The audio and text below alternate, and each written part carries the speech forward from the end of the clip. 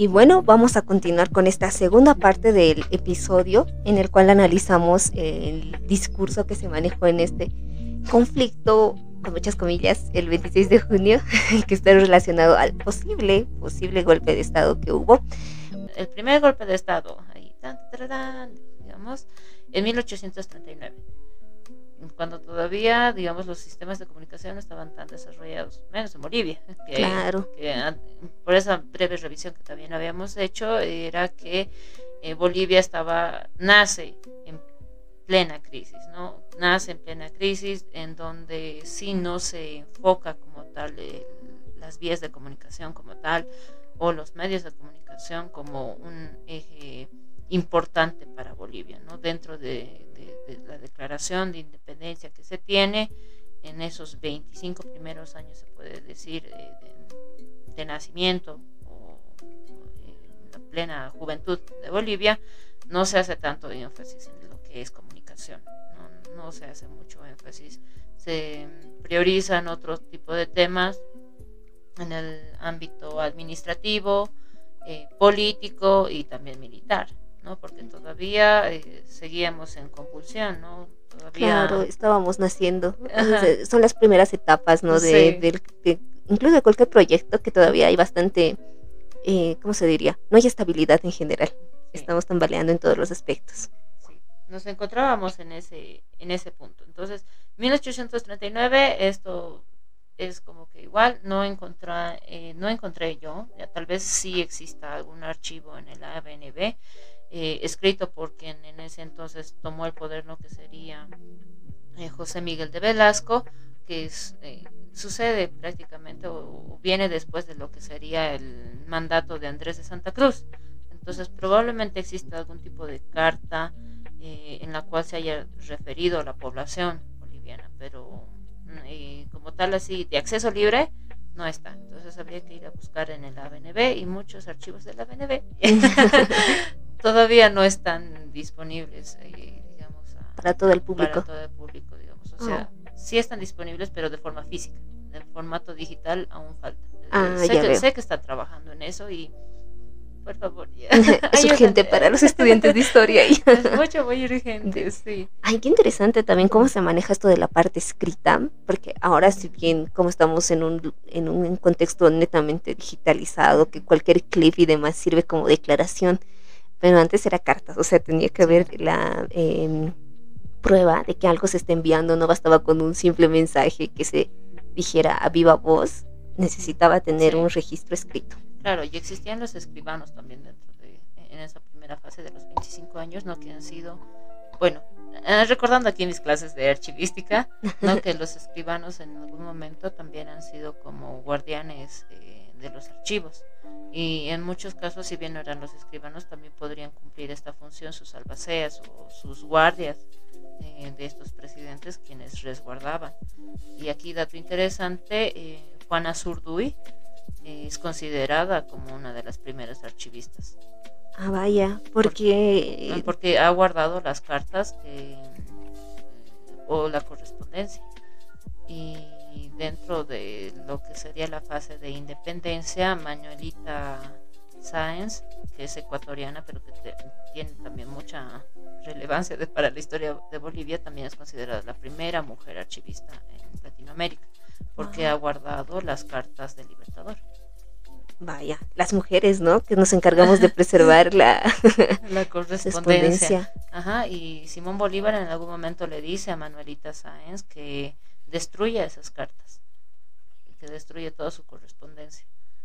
Pero Manuelita no hace caso y las guarda, y dice, ahora ya es parte, ¿no? Hay un texto, las cartas de Manuelita Sáenz, o la correspondencia entre el Libertador, en la cual se ha recuperado, y podemos como que construir esa partecita de la historia. Qué bueno que no le hizo caso. Qué bueno, sí, Manuelita. Manuelita siempre. Tu rebeldía nos ayudó a que podamos construir ese pedazo de historia. Entonces, en esa primera parte podremos ponernos de 1839, en donde se registra el primer golpe de Estado, hasta más o menos, pongámosle, 1936, 37, incluso ya acercándonos a lo que sería mediados del siglo XX. Si nuestra principal fuente serían los medios escritos, ¿no? Y ya a partir de 1964 sí podemos acceder a ciertos registros radiofónicos, pero igual es como que todavía el sonido no es pulcro. Ya tiene bueno, también la tecnología de ese entonces no nos permitiría tener un registro claro. Claro, ahora ya hay tecnología como que para limpiar el sonido y recuperar, pero igual tampoco está de el libre acceso, ¿no? Pero de donde sí podemos tener registros mucho más certeros, incluso ya con imagen, es ya a partir de 1970. Entonces, analizando yo parte de estos fragmentos que sí están liberados, que se pueden encontrar en redes, encontré uno, ¿no?, de Banzer Suárez, que para, así, momento histórico, para rellenar, él derroca, ¿no?, a su antecesor, que sería Juan José Torres, en 1971, y prácticamente se establecería un periodo dictatorial hasta 1978. Después vendría a ser derrocado por Peredas Boom, y es como que se iniciaría ahí una de las etapas más críticas también dentro de la historia de Bolivia, porque si bien esta etapa dictatorial ha tenido el saldo de el silenciamiento, podríamos decir, a muchos centros de representación popular a nivel Bolivia, también el saldo respecto a muertos ha sido grande, y también llega, ¿no?, a cuestionarse en algún momento. Para las nuevas generaciones que van a estudiar lo que es historia de Bolivia, se preguntarán por qué un dictador años después o décadas después ha sido elegido nuevamente como presidente, esta vez ya no por golpe. Y creo que es algo que se repite a nivel Latinoamérica, incluso yéndonos a nuestro país vecino, Pinochet, que entró con un golpe de estado, Allende, y luego estuvo ahí una buena cantidad de tiempo como presidente electo. Sí, y es justamente este factor también que se repite, lo que te decías, ¿no?, en Latinoamérica, y al que se hacía referencia también. Mesa lo dice, ¿no?, en este texto, que es como que un factor presente. Entonces, dentro de este mensaje de Banzer, si bien no encontré uno de la dictadura como tal, encontré ya de su periodo democrático, en el cual pone como principal punto el tema económico, ¿no? Y las declaraciones que tienen, la mayoría se realizan en tiempo presente, a diferencia de lo que fue en 1980, con lo que sería el golpe de estado de Luis García Meza, en donde se hace uso en su mayoría de lo que son los pretéritos, ¿no? Bueno, para las personas que nos escuchan y quizás desconozcan qué es un pretérito, tú ya sé que tienes conocimientos en cuanto a gramática, así que entiendo que lo vas a decir de una manera mucho más sencilla y comprensible. ¿Qué es un pretérito? El pasado. Sí, ya. Sé que es una palabra rebuscada, pero es eso, es el pasado. Es el pasado, claro. Y sí, en el de 1980, sí, García Meza hacía mucho uso de lo que era el tiempo pasado, porque dentro del discurso que él manejaba era para autovalidar su llegada al gobierno, ¿no? Era para validar. Decía que lo anterior estaba mal, que estaba bajo amenaza, que estaba sujeto a otros poderes externos que amenazaban la integridad boliviana del ciudadano y demás. Y como les habíamos dicho también en la anterior sesión, dentro de lo que son los gobiernos militares, el sentido patria es lo que prevalece, y cómo se entiende a patria es lo que ellos también van a querer como que mantener. Y esa patria que tenía García Meza no incluía a los demás, no era una patria muy pequeñita, cerrada para su mundo. Claro, es que la definición de este concepto va a variar de la persona que lo tenga, ¿no? Uh-huh. Y más que todo tomando en cuenta que él era un militar y del alineamiento que tenía, como tú lo dices, ese concepto va a restar, bueno, solo hay un grupo pequeño que va a formar parte de ese concepto. Los otros quedan por fuera de lo que sería eso.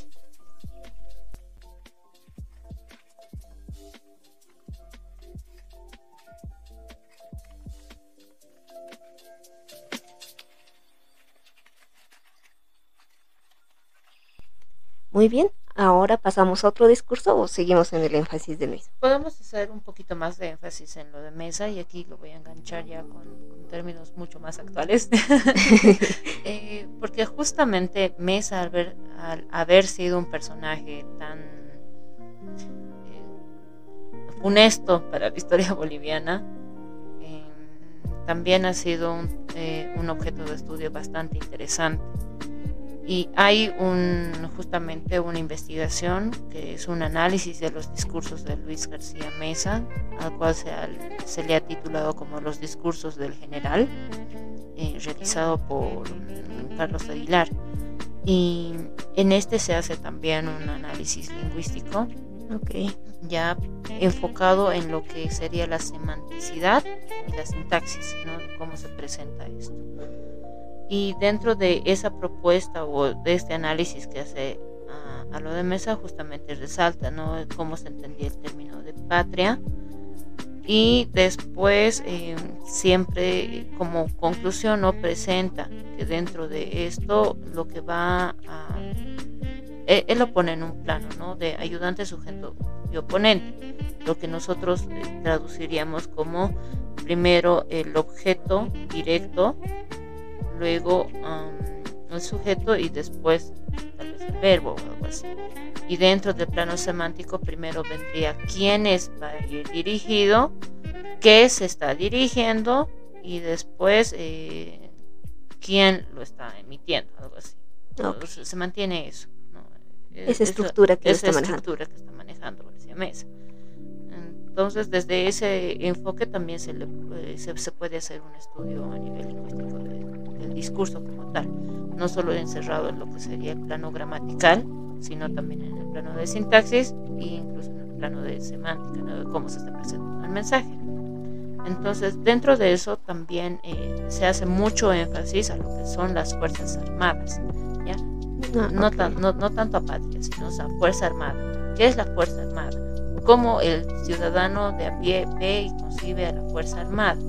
Y justamente cae en esa imagen de autoritarismo que en algún punto también lo habíamos hablado en el anterior episodio, y se ve, ¿no?, como esa imagen de padre protector, de que a mí me tienes que hacer caso porque yo soy el padre protector, se ve reflejado, ¿no? Es como que una imagen algo idealizada que te trata de vender y decirte que sí, que el sujeto militar va a ser alguien que te va a proteger o que está destinado a protegerte. Claro, es como la policía también, ¿no?, que tienen esa imagen de que tienen que resguardar a la sociedad, y los militares ya no es tanto la sociedad, sino este concepto mucho más grande que es patria, y decir, cuidamos las fronteras, y que no nos invadan el territorio. Exacto. Y demás. Y mira que García Mesa expone eso, porque no solo va a ser el sujeto militar el que va a defender al sujeto, sino va a poner como patria dentro de toda esa población. O sea, el militar va a defender esa patria, ¿ya? Esa idea. Va a defender esa idea. El militar va a defender esa patria. Y ahí pone al militar como si fuera el superhombre. Es el ciudadano ejemplar, básicamente, claro, ¿no? Es el ciudadano ejemplar. Y no toma en cuenta, digamos, los desmanes que también a raíz de eso se han llegado a cometer. No, todo es perfecto, digamos, dentro de eso. Es lo ideal. Claro, se resaltan los valores militares en ese punto. Es como que la disciplina, la perseverancia y demás, eso es exponencia, así, a full. Y no llega a verse, digamos. O sea, se expone un ideal en lugar de la realidad, en todo caso. Pero es algo que también la población de ese momento ha sabido reaccionar. Claro, ha quedado mucho de esa idea, pero también ha salido la reacción. Por algo es que no se ha quedado, porque era demasiado. Pero si vamos analizando en discurso actual, Ujú. vemos que se siguen valorando esos principios militares como ejemplo de la sociedad. Sigue estando el ideal. Sí, porque yo veía en algún noticiero que destacaba, ¿no? Los militares somos disciplinados y si nos ordenan algo nosotros lo cumplimos porque la persona que está a cargo está para proteger al Estado y tú dices, no lo sé. O sea, en el ideal funciona, Sí, utópicamente funciona, digamos, algo así. Pero ¿qué hay de quién esa persona que comanda las Fuerzas Armadas ordena cosas que atenten frente a eso que debería proteger? Es algo que se cuestiona mucho, ¿no? Ahora, y que igual tiene como que un peso positivo y negativo. Y ahora la sociedad, si bien resalta, ¿no?, eso positivo, también ve lo negativo. Pero muchas veces pesa más eso positivo y es por eso que incluso ciertas costumbres se han ido desarrollando dentro de ese constructo, no por nada aunque eso ya viene también de otra realidad histórica, el hecho de darle mucha importancia a lo que es el servicio militar.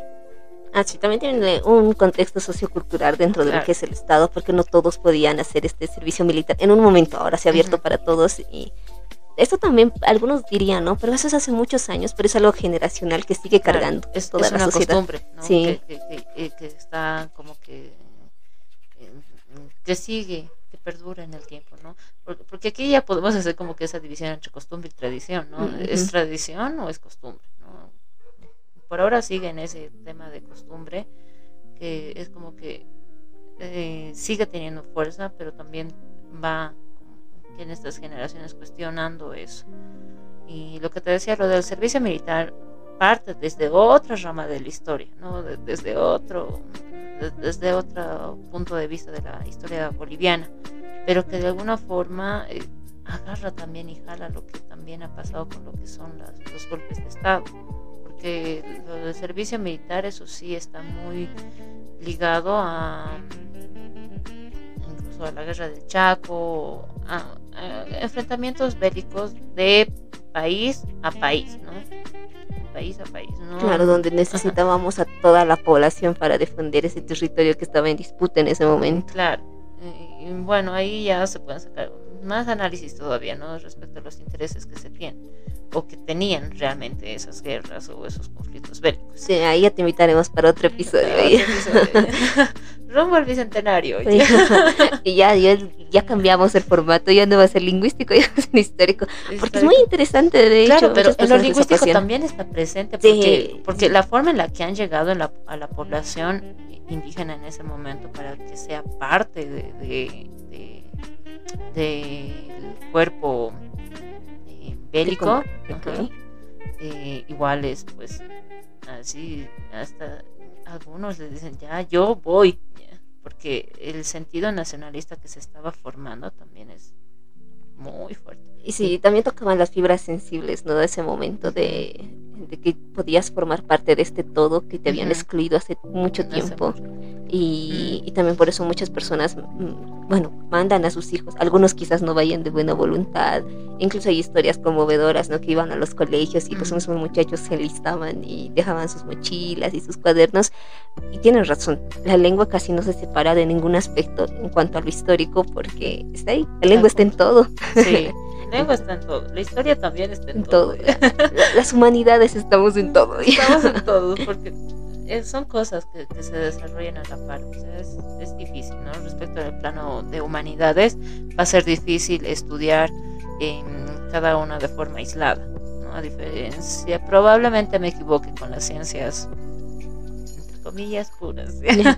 Sí, pero va a ser como que complicado. Es que ahora el ser humano está tan inmerso en tantas cosas que es difícil separarlas. Sí, ya la interdisciplinariedad es algo que es bueno que ya se estudie más y también es bastante, fortalece mucho lo que es un estudio, una ciencia, cuando te apoyas en otras ramas y adquieres mayor conocimiento desde distintas perspectivas. Exacto.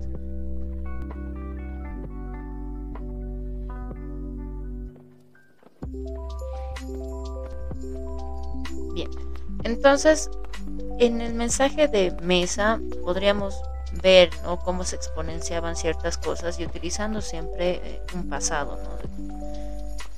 Como que culpando todo a su pasado y que ahora su presente va a tener mucha mayor fuerza. Y ya yéndonos ahora, porque también se registra como que el último que se encuentra dentro de lo que es el listado que hace Mesa Kisbert en este texto, en la edición, en una de sus primeras ediciones, es justamente acaba ahí con Mesa. Ahora podemos nosotros ya llevarlo con estos dos últimos que se estarían sumando, bueno, que quedan todavía en debate si es o no es. Claro. También se podría considerar intervenciones, ¿no? Porque no se llegan a materializar como tal, porque en ningún momento Zúñiga toma el poder y disuelve la Asamblea Legislativa, disuelve los otros poderes del Estado o pone alguna autoridad a cargo. Se queda ahí. Y bueno, eso es lo que cuestionan muchas personas, ¿no? De que no se ha hecho nada. No se ha hecho nada, era como que...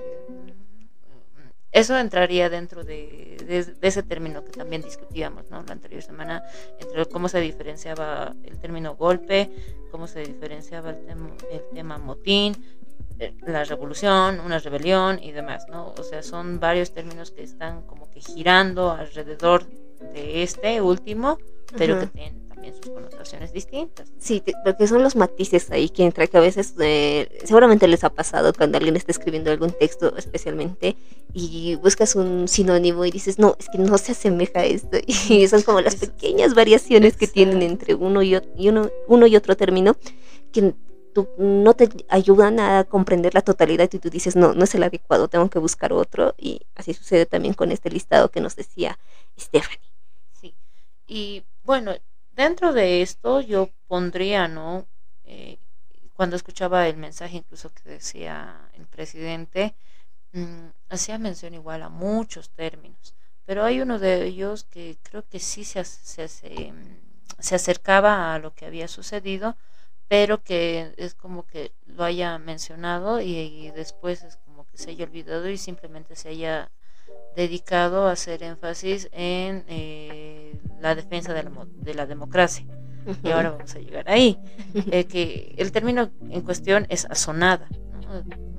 Probablemente dentro de mi léxico yo lo desconocía. Por dos. Es un término nuevo para mí. Asonada. Yo lo desconocía. Pero dentro de este textito, ¿no? Se registra, ¿no?, asonada como un movimiento de personas que va a perturbar el orden, pero que no adquiere proporciones mayores para amenazar la seguridad de las personas. Se acerca, ¿no? Sí, se acerca a lo que pasa, ¿no? Y que tampoco, en todo caso, ha amenazado gravemente la tranquilidad pública de una población. O sea, sí la ha amenazado, pero es como que no ha pasado, digamos, a ese factor letal que en otros...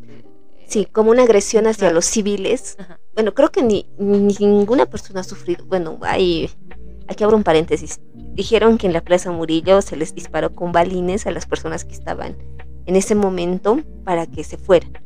Creo que no se hizo mucho conocimiento de esto. Fueron 4 personas o 5 que les dispararon. Pero después de esto, hecho, si es real o no hubo agresión como tal. Yo creo que lo conté la semana pasada. Yo fui a ver lo que estaba sucediendo en ese instante y todos estaban quietos y nadie, o sea, tampoco los agredían, los civiles no agredían a los soldados, pero los soldados tampoco estaban con una actitud de confrontación hacia los otros, estaban ahí como que era una calma muy tensa. Es como que una amenaza más visual. Sí, sí, porque en las tanquetas se veía, ¿no?, el montón de balas que colgaba y tú decías, ay, es una amenaza visual psicológica tal vez, ¿no? Sí, y las gasificaciones que hubo, eso sí, digamos, pero solo fue en esa área, para recalcar, que es en Palacio de Gobierno, en la Plaza Murillo, solo sucedió ahí, porque en otros lugares, digamos, si no sabías que había golpe de estado, todo es normal así. Claro, para muchos fue así, en serio, que cuando ya ves el gran movimiento de gente, ahí recién te preguntas y te dices, ok, ya está pasando esto, ¿no?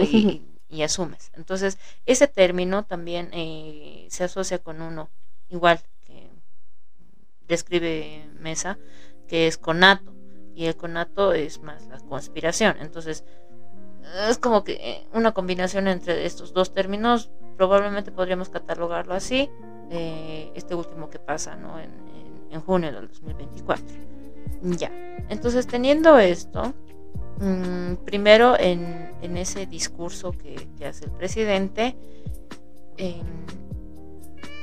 va más, primero, relatando lo que pasa o lo que ha pasado, lo último que ha pasado, como se ha enterado, qué es lo que estaba haciendo y demás, relata eso y después ya glorifica nuevamente. Ya, vamos a decir, ese es el término, ya, no me voy a esconder, porque ese es el término a lo que sería la democracia. Y también se apoya mucho en estas imágenes que yo veía después al día siguiente o dos, que hacen spots publicitarios y mostraban un montón de gente que se aproximaba a la Plaza Murillo. Sí. Es como que el pueblo está conmigo. Uh-huh. y quizás sí, personas que genuinamente creían en que era un golpe de estado y fueron a apoyar, pero hay un montón de población que estaba en sus casas desguardándose. Aún ha ido a curiosear. Sí, también como yo, que yo estaba curioseando. Y bueno, pero es esta idea de glorificar, ¿no? De que tengo el pueblo está de mi lado. Exacto, esas son las palabras, porque incluso opositores, tanto alcaldes, personas que incluso están en la cárcel, como son la expresidenta Yanine Áñez y Camacho, el gobernador de Santa Cruz, dijeron en sus redes sociales, quizá no ellos como tal, pero la persona que los representa, que un golpe de estado no se puede vivir en el país. O sea, creo que fue la primera vez que todos se unían en un mismo discurso de no puede haber un golpe de estado, pero se retoma este discurso y dicen, el pueblo está conmigo, y se dice está con mi gobierno, cuando en realidad es como que estamos a favor de la democracia, no de tu gobierno. Exacto. Pero mira, esta frase, el pueblo está conmigo, el pueblo está defendiendo la democracia, ¿cuál es el factor común? ¿Cuál es la palabra común? Pueblo. Ya, pueblo, aparte. Pero, a ver, nosotros pongámonos en nuestra mentecita de lingüistas. ¿A qué le damos más peso? ¿Al sujeto o al predicado? Ahí se pone en silencio. Tensión, ya. Yo creo que al sujeto, la persona que está realizando. Al sujeto, ya, el sujeto. Después del predicado. El núcleo del predicado. ¿Cuál era el ejemplo? Defender. Creo que sí. Sí, ya, pero el verbo. Ver, no se olvide, ya, el verbo. Ajá. Eso, el verbo. Ahora, el pueblo está conmigo. El pueblo está defendiendo la democracia. Ya veo hacia dónde diriges. Ok. Ya. Tercera persona. Tercera persona. Está. Tiempo. Presente. Ahí he utilizado algo, o sea, ha agarrado la promoción y sabemos que el verbo estar tiene pues más fuerza cuando está en término presente. No es un estaba, no es un era, no es un será, es está. Tiene un peso semántico cuando se utiliza en forma afirmativa y en tiempo presente. Tiene un peso. Lo mismo pasaba con García Mesa, ¿no? Pero en ese caso, ¿cuál era la figura? Era. Culpando todo el pasado, ¿no? Sí. Ahora es un presente de que se maneja. Y al ser tan sentenciosa, porque sí es un enunciado sentencioso el pueblo está conmigo. El pueblo está al lado o junto a la democracia, está defendiendo.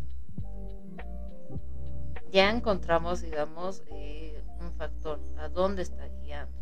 Y esto es algo que probablemente yo lo asociaría mucho con el populismo, en el que es como que quieren crear ese ambiente de se validan mucho con la imagen de la población y que ellos tienen el apoyo. O sea, es como, como lo que está pasando creo con Maduro también, ¿no? Que él dice, no, la gente ha votado por mí, y como que se validan mucho esta imagen de que son queridos, pero en el sentido afectivo, ¿no? De que la población quiere que yo esté aquí. Exacto. Entonces está buscando, es como que están apuntando ahí, como que el populismo también es algo que igual ha marcado mucho en Bolivia. Es como que y un populismo también cercano a un caudillismo, ¿no? El caudillo va a ser esa figura que va a venir y va a decir, no, sí, hay que defender, tal. Va a ser un X, digamos, que va a decir o va a tomar acción por otros medios y sí se va a tomar o va a agarrar el poder a medida de convencer, tal vez. Y es, digamos, seguir a un líder de manera ciega, ¿no? Sí, digamos, sin cuestionarse. Algo así, es como que crea como que cierta empatía con la población ahí. ¿Ya? Y caudillos también en Bolivia hemos tenido un montón, ya, entre buenos y malos. Claro, no todo puede ser polarizado hacia un lado negativo, claro, también existen partes positivas. Y es así, o sea, pero aunque incluso hay caudillos que en serio han hecho un montón y medio de cosas, de desmanes, de desmanes, pero es querido por la población, o lo acuerdan con afecto, como el señor. Acá también abriríamos debate con el tema de Melgarejo, ¿no? Porque hay quienes lo odian y hay otros quienes lo quieren. También hay población que apoya o lo apoyó en su momento. En su momento, o que lo querían a Melgarejo, ¿no? Y hasta ahora, de los estudiosos, digamos, hay quienes sí ven con simpatía a Melgarejo, digamos, no tanto por sus acciones tal vez políticas, pero sí como persona. Más o menos lo que un caudillo llega a ser. O sea, como humanizar al otro sujeto. Claro, al verlo más humano, ¿no? Más humano, no tanto un ser político, digamos, algo así. Pero dentro de ese punto, el populismo también agarra algunas veces este factor del caudillo. Y el populismo, como les digo, en algún momento dentro de esa fase democrática, porque aquí ya podemos ponerlo dentro de esa fase democrática de Bolivia, pues ha sido también, tiene un peso grande, porque han llegado a tener esa simpatía, ese afecto, a decir con él o con demás, sí se puede llegar a ese cambio, sí se puede llegar a mover procesos o demás. Entonces lo que ahora es como que es como que las figuras políticas que tenemos ahora se están como que tratando de a fuerza de apoyarse también en esa idea de generar empatía en su población para que es que solo les queda eso ya han sido tan atacados y también se lo han ganado, o sea, porque ellos tienen que cumplir un rol y a veces ni así lo cumplen bien, se asesoran de personas que no son a veces las adecuadas y es difícil apoyar a cualquier político, yo creo, y tender esto de buscar empatizar con los otros. Yo siento que es de los últimos recursos a los que apelan porque ya no hay más. Ya no hay más, o sea, administrativamente, chao, digamos, sí. Económico-administrativamente igual, chao. Sí. Posicionalmente ni qué decir, creo que eso es una batalla en la cual todos los gobiernos han entrado perdiendo, prácticamente, sí, ¿verdad? En definitiva. Banzer, si bien en sus discursos dictatoriales igual manejaba como que esa imagen de un nuevo orden para el país, ya en su periodo democrático y vela, ¿no?, por la seguridad económica, ¿no? Entonces apunta a eso, qué acciones va a tomar para garantizar la economía. Y acá también ya ese uso también de tiempos presentes, que se está, incluso un presente continuo, se está haciendo, estamos tomando, esto hay que hacer, digamos, ¿no? Presentes y presentes continuos o progresivos, como los conozcan, ¿no? Ya, entonces vemos eso. Ahora, para lo que pasó en junio, si bien había una crisis económica no admitida, ya, eso era lo que estaba igual cercano, había una crisis económica no admitida, pero que se sentía levemente, se puede decir. Sí, ya se estaban palpando, ¿no? Los posibles. Sí, de poquito, digamos, algo ahí. Pasa esto del golpe, es como que pasara 2 semanas en las cuales todo el mundo estaba hablando acerca del golpe, inmediatamente, ¡pum!, te cae una crisis económica ya real, palpable, sí. Ni leve, es como de un sopetazo te hubieran dicho. Sí, tajante de que ya lo estamos viviendo. Ya lo estamos Ya no fue viviendo, progresivo. No es progresivo, nada. Y tampoco le ha dado muchas opciones, digamos, al gobierno de poder decir si no estamos en crisis. ¿No? Sí. Ya, prácticamente lo han tenido que decir, digamos. Sí, porque fuerza, la falta del diésel, que, o sea, esto se percibe rápido en cuanto a ciudades, porque si no, ¿cómo te transportas? Exacto. Y además, ¿cómo transportas mercadería? Bolivia, Bolivia prepondera en lo que es el comercio minoritario, el comercio informal. Y de dónde sacan los productos para el comercio informal, obviamente de las importaciones, ¿no? Entonces, si es que no hay este tipo de transporte, impacta directamente a la sociedad. Impacta directamente, ¿no? Y ya muy a fuerza ya lo que es el comercio exterior y demás, eso ya lo estaba hace tiempo, ya lo estaba manifestando de que no hay, pero no era un impacto como que directo. Pero cuando ya es en el tema de importación, como Bolivia, en especial La Paz, podremos decirlo, pero prácticamente creo que paseños comerciantes hay en toda Bolivia. ¿No ves? Sí, nosotros creo que transportamos a todo lado toda nuestra idea de la tiendita de barrio. Exacto, es nuestra idea. Sí, ¿no? Porque pasa, al lugar que vayas es como no hay nada y hay una tiendita y dices, tal vez es paseño. Sí, exacto. ¿No ves? Es sí. Eso. Entonces, cuando ya impacta a esta población es como cuando incluso ellos mismos ya no pueden decir no hay, ya hay que hacer algo, hay que admitirlo. Hay que admitirlo, pero es como que igual los discursos que se han ido pronunciando a través de eso igual es como que sí pero no, pero ya es evidente, no hay forma acá de engañar a la población, no hay forma de como de decirle sí, no, es evidente.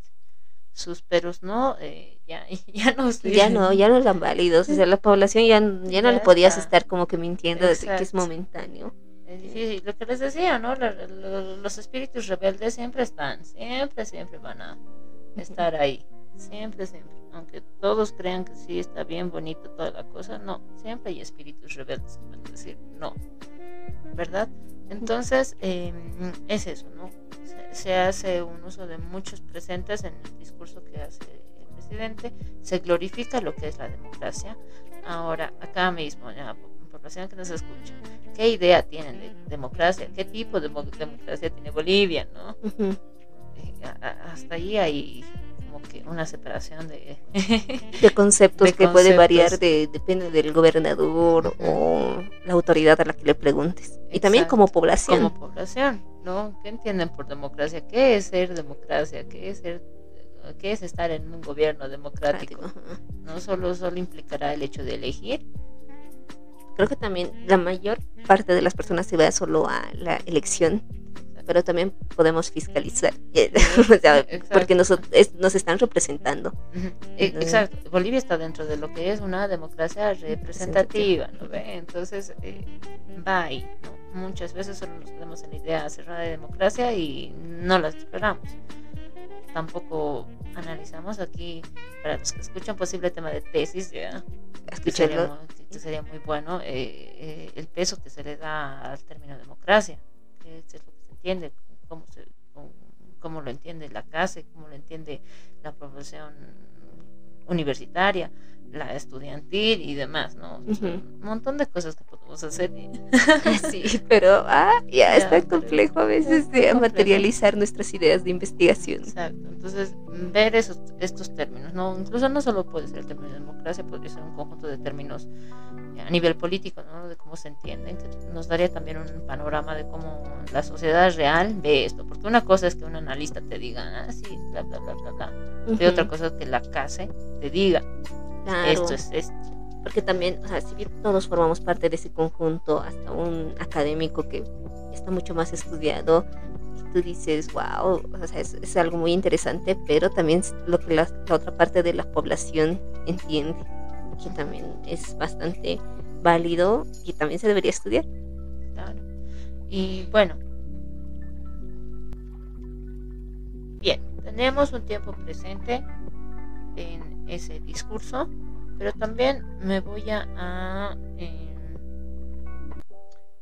nos podemos mover, digamos, al plano un poquitín más semántico, no tan gramatical, sintáctico, Okay. más al plano semántico, lo que decíamos, lo que entendemos por lo que se dice. En ese caso se ha glorificado lo que era la democracia, ¿no? Podríamos asociar, digamos, a qué causas, por qué defender la democracia, qué es lo que estaba pasando para hacer esa defensa de la democracia. O sea, si a este señor lo hemos elegido democráticamente, ¿por qué estaba diciendo que la democracia se estaba viendo atentada? ¿Qué es lo que estaba pasando? Yo creo que era más también sería interesante analizar lo que decía Zúñiga, ¿no? Cuando da ese golpe a la puerta del Palacio de Gobierno y habla y se pone a analizar, ¿no? De que estamos mal económicamente, pero también habla mucho en un presente. Tengo entendido que él habla en presente y dice por los niños, por las niñas, para un mejor futuro, y ya se proyecta a que el futuro tiene que ser mejor. No habla tanto del pasado. Y es eso, ¿no? Que él creo que más cuestiona el presidente, me voy a esto, que le están atacando a él como gobierno. Yo no siento que haya sido tanto la democracia porque no se han tomado otros edificios como una asamblea legislativa. Bueno, no tengo entendido que salieron, pero fue porque más no fueron ahí como que a acordonar el área más que la Plaza Muril. También que fue algo muy simbólico, ¿no? Dentro de lo que es la historia del país, y estaban las 4 esquinas con 4 tanquetas.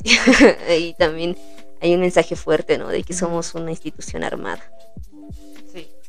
Entonces, a ver, hagamos lo que te decía, ¿no? ¿Por qué ellos decían que estaban defendiendo la democracia? ¿Por qué el presidente decía que estaba defendiendo la democracia? ¿No? Sí, tienes razón. Es porque eran un gobierno electo, imagino. Claro, es un gobierno electo. Sí, perdón.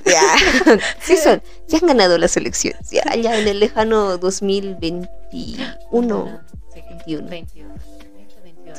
Sí. Sí, recuerdo que era el 21. Sí, era el 21. Buscando el carnet de sufragio. Sí, era el 21. Yeah. Era octubre, tal vez, si no me equivoco, ¿no? Creo que Bolivia y octubre tienen historia. Ajá, mucha historia. Ya, bien, entonces, ahí resalta esto, ¿no? Porque dice que era en defensa de la democracia. Que acá ya vendría ese factor Zúñiga, ¿no? Que estaba tentando esa democracia para querer tal vez usurpar el poder. Sí. Y lo pongo así, en tal vez querer. Porque no se ha materializado. No, claro, no se ha materializado, pero todos tampoco sabemos, por lo que hasta ahora va diciendo, tampoco era como que él se ponía como esa figura que iba a ser dueño del poder.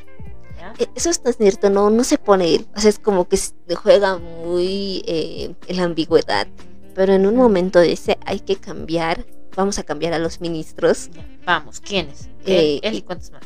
O está agarrando, o se está poniendo en esa figura de... no me acuerdo muy bien, en términos lingüísticos, cuando tú asumes como el plural. Pasa mucho lo que este fenómeno en lo que son las lenguas nativas, en el aymara y en el quechua. Nosotros la primera persona inclusiva. Claro, la primera persona inclusiva por lo general el plural, ¿no? Sí. Del plural. Y también, o sea, volviendo a ese discurso que él hace, y dice que va a sacar a los presos políticos, y es nuevamente, ¿no? Pero no eres aunada, y tampoco en ningún momento dice se queda anulado tal poder, disolvemos la asamblea legislativa, para nada, no lo hace, solo son como amenazas que va lanzando. Exacto. Y amenazas bastante ambiguas también, ¿ya? Ambiguas. Porque él nunca dice yo voy a ser el presidente del Estado. Él tampoco dice las Fuerzas Armadas van a tomar el poder hasta que se ordene. No lo dice, bueno, y también estaba acompañado de otras personas, pero eso es lo que genera mucha duda, yo creo, en la población, porque ¿quién iba a ser el que iba a estar a cargo? Sí. Él no dice yo voy a asumir y voy a poner las riendas al Estado. Pero el Lucho de todo. Es que ese eslogan, el presidente Luis Arce, él sí asume, ¿no? Y no, yo voy a defender la democracia y a la defensor, claro, él sí se pone como defensor, como vamos a volver otra vez y ya vuelve a utilizar incluso ese nosotros incluyente, ¿no? Que igual tiene ese peso semántico que lo que es sobreexplotado sobre los populistas. Sí. También, ¿no? Ven que hay temas de análisis. Y muchos relacionados a la política, ¿no? Claro, dentro de ese punto se puede decir. Ya. Entonces nos encontramos frente a estas imágenes ambiguas, ¿no? Que se delatan. Ahora, cuando dice que va a liberar a los presos políticos y demás, también es como que revela una postura, ¿no? De que ese gobierno de transición que hubo también hubiera sido ha sido democrático, igual es como que también lo pone en tela de juicio, ¿no? Lo que se decía, ¿fue o no fue? ¿Fue golpe o no fue golpe? ¿Fue democrático o no fue democrático? ¿No? Entonces, pone también en tela de juicio ese gobierno de transición, y cuando dice que son presos políticos y que los va en libertad, también hace como que esa asociación de que la democracia estaba con ellos y que no está presente ahora. Sí. Y que ahora es como que más dictatorial la cosa. Sí, ¿No y también trata de despertar, creo yo, a esa porción de la población que apoyaba esos movimientos, y como que si bien en un punto fueron los presos políticos actualmente fueron como que el punto máximo de ese movimiento, diciendo ya tenemos nueva presi, ya hay esta persona que ha venido desde Santa Cruz, y que los hayan metido a la cárcel también es algo simbólico, ¿no? De que ustedes querían destruir este gobierno, pero miren quién está ahora en la cárcel, y están ellos. Y decir, los vamos a sacar, era como querer despertar ese sueño, a esa población, indicando que no, yo estoy del lado de la democracia que se planteó en ese momento. O sea, no es que soy un dictador que va a venir aquí a arrastrar a todos contra todos y abrirse paso. Claro. Se apoyó en un antecedente histórico. Sí, o sea, sí se ha apoyado, pero también es como que ha jugado mucho con esta población polarizada, porque hay quienes que sí defienden y hay muchos que no defienden, y que incluso en algún punto se han celebrado, digamos, de que se encuentren ahí por el saldo también que se ha tenido, sí, ¿no? Ese año. Entonces es como que que he intentado como que alzar los ánimos de una población, pero también sin tomar en cuenta, probablemente pienso yo, los ánimos de otra población. Claro. No ha pensado en qué posibles consecuencias podían existir. Sí, y además, quieran o no, el gobierno actual ha ganado con una diferencia significativa con el otro porcentaje. Y claro, con los otros, frente a los otros candidatos. Claro, si hubiese dado esta situación en octubre del 2019, otro hubiese sido la respuesta de la población. Exacto, y quién sabe, y ese montón de gente era gente que estaba apoyando a un posible gobierno militar o a un posible golpe de Estado. Pero creo que agarró a la población en una situación muy difícil, que todos estábamos como que, ay no, ya, ¿qué va a pasar? Los ha agarrado en curva prácticamente. Sí, a todos. A todos.